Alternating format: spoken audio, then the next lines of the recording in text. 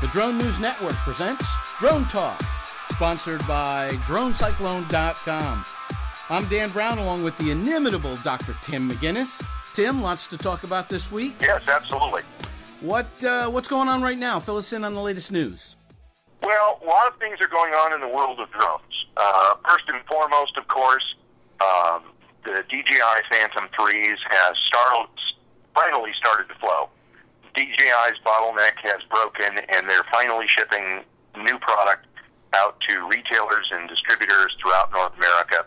Although rumor has it that they've reserved about 40% of their production for their own online retail channel. But at least most retailers are beginning to get some product, including DroneCyclone.com. DroneCyclone does definitely have both the advanced and the professional Phantom 3s. That professional comes with a 4K camera, right, which is really incredible. That's correct. 4K video at 30 frames per second, unbelievable quality. In fact, even if you're displaying it on a 1080p display, it will downscale and produce a better quality image than a traditional 1080p camera. Amazing. Can't wait to get one. Excellent drone. Only one small problem with it, though. The minor problem is that it's basically a fifth-generation drone in terms of the image quality, its flyability, its overall technology, but it still comes in essentially a third-generation drone enclosure or airframe. In other words, the big, bulky landing gear on it really inhibits a lot of production capability. It limits your field of view to about 45 degrees, because if you tilt your gimbal too much to the right or to the left, automatically that clunky landing gear is in your field of view. Unlike the true fifth-generation drones from Walkera, their Voyager 3, or the Inspire 1, also from DJI, where the landing gear retracts or pulls up so that you've got an unrestricted 360-degree field of view. Ironically, one of the other new drones that just came out, the Solo, has the same defect as the Phantom series, which is that it has big, clunky landing gear that's immediately in your field of view if you turn the gimbal to the right or the left. One of the few that is or has solved that problem is a product called the Unique Q500 Plus.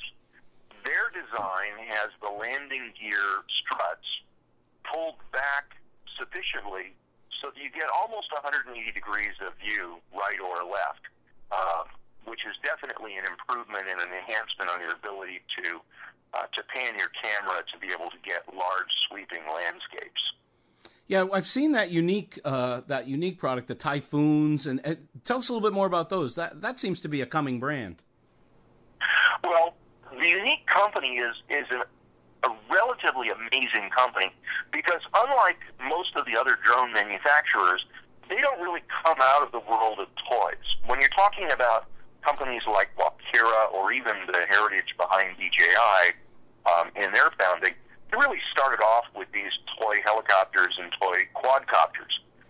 Unique is unique, no pun intended, because they're an actual aircraft company. They build actual planes that carry human beings. So they understand both the flight dynamics extremely well, the precision and engineering that's required to build these aircraft, and all of the safety factors and, being a good citizen in the airspace that all of this requires. So when they introduce products into the marketplace, they're actually engineered on a level that's quite different than that of many of the traditional drone companies. And one of the things that most people don't know is that Unique is actually the manufacturer behind the largest brand of RC aircraft, which is called Horizon. So they manufacture the RC aircraft on behalf of Horizon, which Horizon markets under their own name. But under Unique's name, they've introduced some amazing products. That Typhoon Q500 Plus is an outstanding aircraft. And one of the cool things about the Typhoon is, while DJI has introduced the amazing Ronin, which is a handheld digital camera stabilizer, Unique actually includes one of those free with their drone, which is a savings of several $100 in comparison to the Ronin, and an absolute godsend for people that want to be able to film with their drone, but then also want to be able to take advantage of the image stabilization that comes with the unique gimbal and camera. You just pop the gimbal right off of the drone, one clip releases it, and you snap it into the handheld image stabilizer, snap on your cell phone, and instantly you've got a fully stabilized handheld camera that produces imagery far superior to anything that a cell phone could provide, and that's included free. Additionally, Unique just introduced something new and amazing, and there is a difference of opinion as to whether or not it's a drone or whether or not it's a skateboard. In fact, it's both. It's an electric skateboard that is the world's lightest electric skateboard on the marketplace. The Ego. Yes, it's called the Ego. Provides anywhere from 3 to 5 hours of ride time, depending upon your speed. It can get up to 13 miles per hour and go anywhere from 18 to 20 miles distance on a single charge. Additionally, it's kind of an interesting technology because as you brake or slow down or go backwards, it actually helps to recharge the battery to extend your travel time. Amazing. One of the coolest things about it is the remote control. Many of the electric skateboards that are on the market rely on foot movements to brake or slow down. And obviously when an incident is occurring, when you're heading towards something, panic may set in and you may forget that you have to step back to brake one of those other products. In this particular case, it's all in your hands. So you have the instant ability to control both forward movement and braking at the touch of a finger. A much, much safer and more stable approach that virtually anybody can learn how to ride within a matter of minutes. This seems to actually break through the skateboard category and maybe move into some kind of personal transport category. Yeah, absolutely. This is a product that literally anybody can ride. We've seen comments from individuals that are in their 50s and even one who's in their 60s who've never ridden a skateboard before and feel absolutely comfortable and safe riding on the Ego product. And part of that is the fact that when you step on a regular skateboard, you have effectively no rigidity, no control of it, either moving forward or backwards. So one of the greatest dangers for people is that the skateboard slides out from under them, and then, of course, they fall. But in this particular case, you have a powered device powered by the front wheels. So, in fact, it's a very stable platform that you control. You know when it's going to go forward, and you know when it's going to brake. So it is much, much easier to maintain your balance and control on the skateboard at all times. Even because of the fact that it is front-powered, powered by the front wheels, it also allows for the more radical skateboard rider to still be able to do all kinds of stunts on the rear wheels. It's a pretty amazing product, and it's half the price of its next nearest competitor at only $699. And a pretty smooth ride with those big polyurethane wheels that has big wheels? And I can imagine the motor's underneath, right? Yeah, the motor is underneath the deck attached to the front truck. The wheels are relatively standard-sized skateboard wheels, but they've been specifically designed to be more shock-absorbing and to give better traction because of the motor that powers the front wheels. Amazing. Can't wait to get one. I want to see you on one, too. I don't think that's going to happen immediately. I'm more of a scooter kind of a guy. Any other drones you see coming out of the? I mean, there's just so many brands. It's the industry is really exploding. Have you seen any other brands on the horizon out there? Well, the number of new drone brands is just exploding. Here's one actually that I'm looking forward to. And I'd have to refer you over to a website called DroningSkies.com to see this. But some guy has invented the world's first effective hoverboard. What it actually is it's a quadcopter that you can stand on. Right now, they're trying to increase the flight time. Unfortunately, it's limited to about 900 feet presently.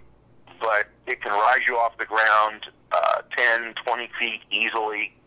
Absolutely stable, using the same kind of drone stability controls that are built into some of the smaller quadcopters, capable of carrying a couple hundred pounds, world record breaker, actually a Guinness World Record breaker, and the video is over on DroningSkies right now.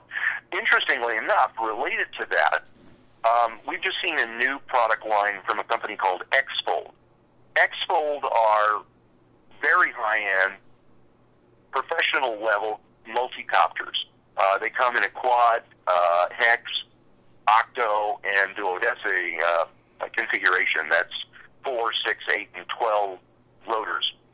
And their 12-motor model, which is called the Dragon, is actually capable of lifting 200 pounds. Whoa. So I firmly imagine that there are going to be people that are going to hang a sling underneath that thing and allow themselves to sit in it as it flies them around. So I think the revolution in personal transportation is not just a fictional science fiction dream. It's becoming reality faster than we know, because there are people out there experimenting with these platforms using the capabilities and horizontal stabilization of quadcopters, as well as their ability to maintain level flight, follow flight plans, easy to control, etc., that are going to turn these into human-carrying aircraft of one nature or another. We've already seen a full-size helicopter version of this out of Germany, where it has 32 separate rotors rather than the traditional one helicopter engine. And the idea is that it's completely computer-controlled. All you basically need to be able to do to operate it is handle a joystick similar to a video game. And because of the 32 rotors, if it loses 3, 4, 5, 6 rotors, it's still flight stable. So you can continue your flight or safely land, unlike a regular helicopter where if the engine stops, it tends to fall out of the sky relatively quickly. Tim, what about, okay, I got to ask you this, burst your bubble here, but what about regulation on these things? I mean, are we going to be flying these things to the grocery store? Is Amazon going to be delivering products? What's the future of a whole bunch of these things up in the air? Well, first off, right now today, if a human being sits on it or rides on it, that human being has to have a pilot's license, because that's a manned aircraft, and it has to be registered as an experimental aircraft.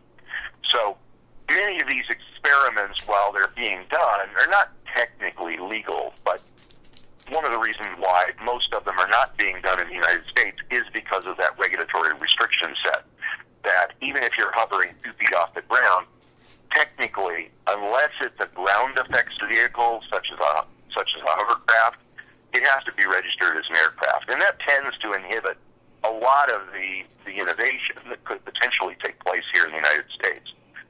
Although licensed pilots are not that hard to find, so it isn't that much of an inhibition. You are going to be seeing these things flying back and forth to the supermarket, although their payload capability will tend to limit how much they can actually carry. Unlike the electric skateboard, which actually you could use going to and from the supermarket, because essentially you have your hands free. So whatever you could carry in a backpack or carry in your free arm, you could potentially use that as your transport back and forth to home.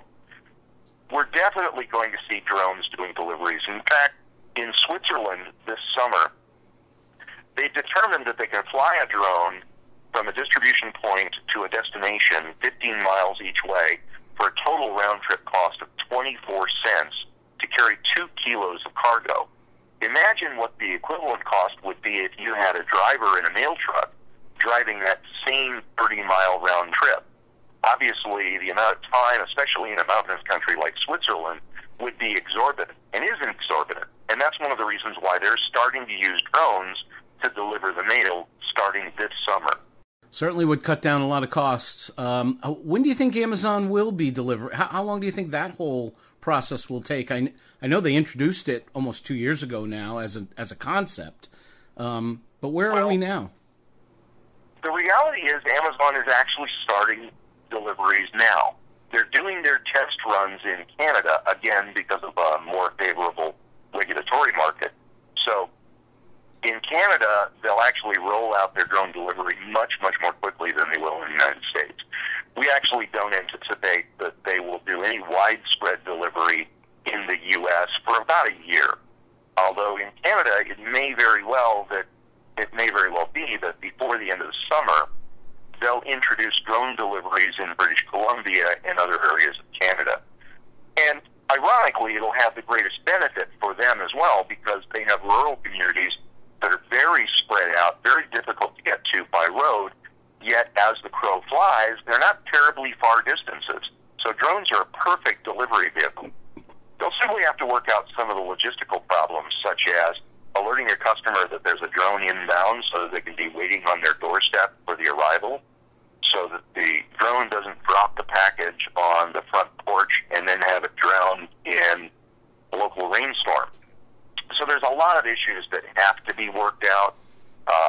But the biggest benefit of them, potentially, is that every delivery is going to be confirmed, because the drones will have cameras. They'll know where they're delivering them. They'll take photographs of the delivery.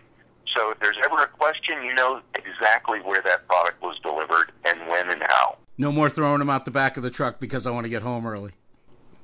Exactly. No more delivering them to the wrong address. Right. And no one having a clue as to where it was delivered or when. You'll know that it was delivered on your doorstep, and potentially who was standing there to pick it up. Amazing. Can't wait. I think that'll actually be a lot of fun. Absolutely. All right, well, let's look a little bit farther out in the future now. Maybe, okay, you said, in the next couple of years, delivery, pizzas, Amazon will probably be a reality. What about 5-10 years out in the future? What's the DroningSkies going to look like? Well, I think the first thing that will surprise us is that if we could zoom forward 5 years in the future, is the sky will be full of drones. We'll be seeing them. Anytime you look out a window, there'll be a drone somewhere in the sky. And we're not talking about military predator drones. We're talking about quadcopters and small fixed-wing drones that are performing useful tasks, whether it's delivering documents from a lawyer's office to the courthouse in place of a human courier, which puts their life at risk, pedaling at high speed through rush hour traffic, or it'll be things a little bit more sedate. For example, Allstate and other insurance companies are beginning to talk about the ability to use drones to do accident site investigation instantly. They get a call from one of their insured that they've had an accident.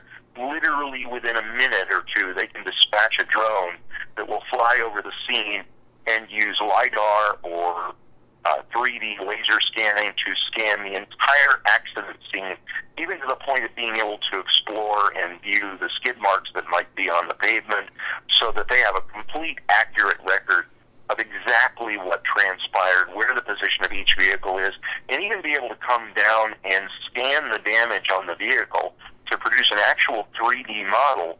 So not just photographing the damage, but even being able to examine it for which components in the body, both the surface level and the interior structure, have actually been damaged and will need to be replaced. Even being able to look inside the vehicle and see airbag deployment, etc.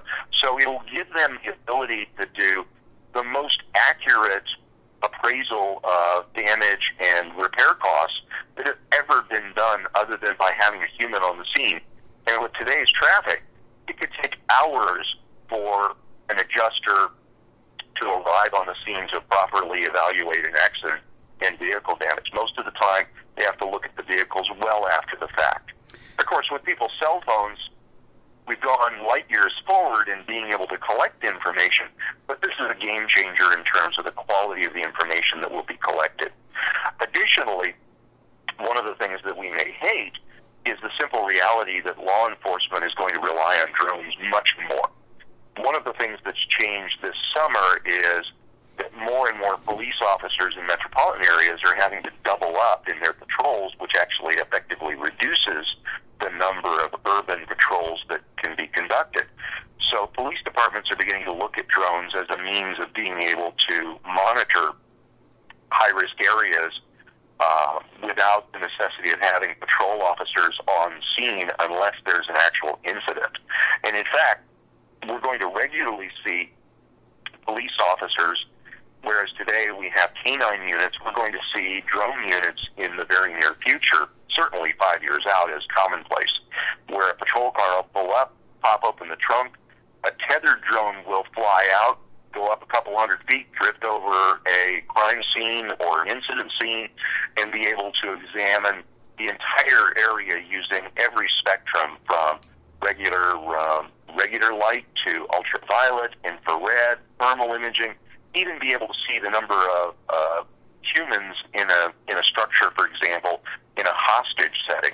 And because it's a tethered drone, it'll be feeding live video back into the patrol car and be powered by the patrol car so it can stay up theoretically indefinitely while the entire incident is going on, streaming video out to officers on the scene with their tablets or back to the central office for permanent recording and evaluation of performance during the entire incident.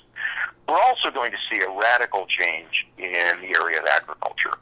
This is beginning to emerge now, but I think 5 years out, we're going to see quite a bit of deployment of agricultural drones.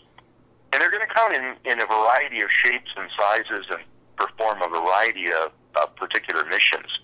The first and foremost is the daily examination of the entire crop. So an airborne drone will go out in the morning.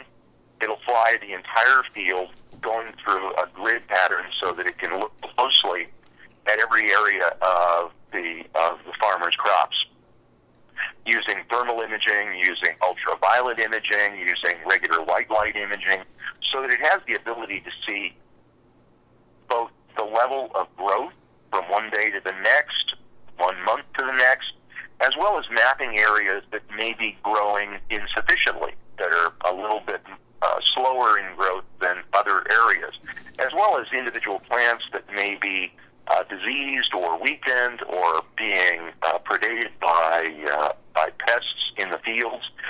Then they'll dispatch probably quadcopters carrying payloads of herbicide, pesticide, fertilizer that they literally can remote control spray on individual plants or individual groups of plants. So if there's a group of plants that aren't growing as well as others, you can provide them with a little extra fertilizer to augment what they're not getting out of the soil. If they see that there are pests in the field, whether they're mice or rabbits or whatever they may happen to be, there'll be drones that are able to deal with that, firing tranquilizer darts or some other means of dealing with them humanely and safely. The same goes when there's a pest infestation. In Australia, on a regular basis, they get swarms of locusts that literally destroy their crops. Yet drones, ironically, are a very effective way of dealing with that, more effectively than crop dusters actually are, because they can follow the swarm very, very closely, dealing with it effectively in a very humane and low toxicity level, which has little impact on the residents around them, whereas crop dusters tend to be the equivalent of nuking, and the pesticides then drift on the wind large distances. Drones offer the ability to perform more surgical strikes in the area of agriculture than has ever been possible before. And even ground drones would have the ability to go out in fields and be able to take soil moisture samples, etc., and using telemetry, feed that data back to the farmers' computers so that they have the most accurate picture of exactly what's going on out there. These technologies are going to allow farmers to be able to reduce the amount of fertilizer by as much as 80%, and certainly the amount of pesticide by as much as 90%. And not only saving it from the cost point of view, but also from an ecological point of view, because all of that material tends to run off into our water sources. So today, inadvertently, we're carrying huge amounts of agrochemicals out into our rivers and our lakes and our streams and even down into the groundwater. And within a decade, most of that will be gone. This will be an amazing ecological transformation in the United States and elsewhere in the world, because it won't just be the developed countries that will do this. This will help make farming vastly more productive and more economical in the developing countries especially. You got my head spinning. And we haven't even talked about water drones or really about land drones and what they can do. Tremendous opportunities for water drones as well, and I guess we can cover that in another show. But that's the near future. That's the far future. Let's talk about the what's next. What's next this year, next year in drones? Well, some of what's next is already here, which is the advent of very application-specific drones. Right now, today, camera drones dominate. Camera drones are everywhere. The DJI Phantoms, the Inspire, the Voyagers, the Unique, etc. Camera drones are the first real consumer commercial application to catch fire in the drone world. But there are other applications that are emerging that are amazing. For example, there's a brand new sport that's emerging on the scene. And right now, it's mostly characterized by a bunch of guys getting together and just having fun. But I think within the next year, it's going to quickly convert itself into an organized sport that will be nothing short of amazing. Everybody who's seen Star Wars, the last three, who saw the pod racers, just were astounded by how cool and amazing it was, not only to watch them as a spectator, but to watch them or to potentially pilot them. Well, right now, today, and certainly over the next year, drone racing is going to become a reality. And one of the major drone manufacturers, Walkera, has just introduced their first production racing drone, the Runner 250, utterly and completely astounding. Anybody who hasn't seen these things should visit Drone Cyclone, put in the search field Runner 250, and take a look at the videos on these. They're just incredible. It is, in fact, Star Wars pod racing for the rest of us. And they're very inexpensive. Without 3D goggles, it's as little as $280, and with goggles, it's as little as $740. Also, one of the things that's coming next is a much higher degree of professional drones. We're going to see vastly more capability in the areas of mapping, using LiDAR and 3D scanning to be able to do all kinds of incredible work. For example, the world of archaeology has just begun to embrace drones as a way not only of being able to do photography of ancient cities, etc., but be able to use some of these new technologies, thermal imaging, LiDAR, etc., to be able to discover new cities that are lost in the forests or that have been buried in the deserts. In Peru, for example, they're already using drones as a way of being able to properly map the boundaries of ancient cities to avoid urban encroachment. But I think the things that are going to come next are a lot more development in fixed-wing drones that have longer flight times. Right now, we see quadcopters that are typically limited to anywhere from 15 to a half an hour. There are a few quadcopters or multi-rotors that have the ability to go out to an hour or 90 minutes, but we're going to see much, much longer flight times, particularly as Elon Musk's battery development technology begins to mature and finds its way down into the droning world. We're looking forward to a year from now having quadcopters that can stay up for a couple of hours and fixed-wing drones that literally can fly all day long at relatively economical cost in the under $10,000 price range. But also we're going to find drones that are doing a lot more applications than anyone would have imagined. For example, little tiny camera buggies. These are essentially toy drones with a small color camera embedded in them that streams to your cell phone. People are beginning to use things in incredibly creative ways, such as being able to use them as a way to examine and explore ductwork, air conditioning ducts, so that they can see whether they're mold infested and dirty and what level of cleaning may be required. And then after the cleaning, to be able to inspect them to make sure that they were thoroughly cleaned and be able to show that to a customer in real time. We're going to find ground and aquatic drones that will be routinely exploring sewers and storm drains. They're going to be used to inspect and examine all manner of our infrastructure, which human beings just either don't have the time or the resources to be able to do right now today. We'll be seeing quadcopters and aquatic drones inspecting our bridges, our harbors, our piers, even our swimming pools. There are drones that are coming out in the marketplace now that do incredible level of cleaning in our swimming pool, not just like the sort of dumb water-powered vacuum cleaners that we see today, that actually are outrageously expensive in comparison to the drone technologies that are beginning to emerge. We will even see drones in the shape of fishes that will be able to monitor our fisheries and our fish populations out into the ocean and radio that back to the natural resource management services within government and private companies to make sure that we're not overfishing and to know and monitor what the health of our fish populations actually are in the ocean. Just amazing technologies are emerging everywhere. And of course, for consumers, seems like this is just, we're at the very beginning of the drone era. Absolutely. From a consumer standpoint, there are applications virtually everywhere. For example, John Deere manufactures a ground drone that will mow your lawn. Lives in a little doghouse, and it rolls out every single day at the time of your choosing and manicures your lawn so that your lawn is always perfect. Never wanders out of your yard. Safe for animals.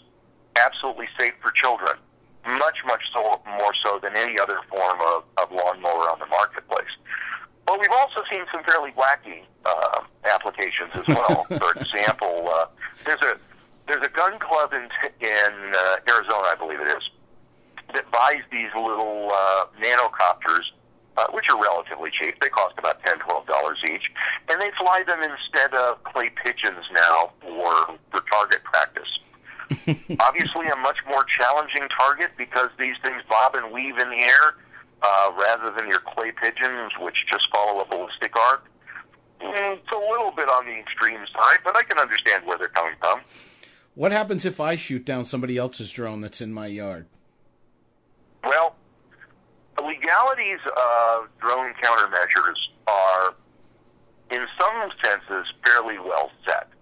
For example, you can go online and you can buy a radio frequency jammer that will jam the GPS signals of the drone or the radio frequencies from the controller, except for one simple problem. It's a federal felony to own or possess one of those. Even placing an order for one is a federal felony.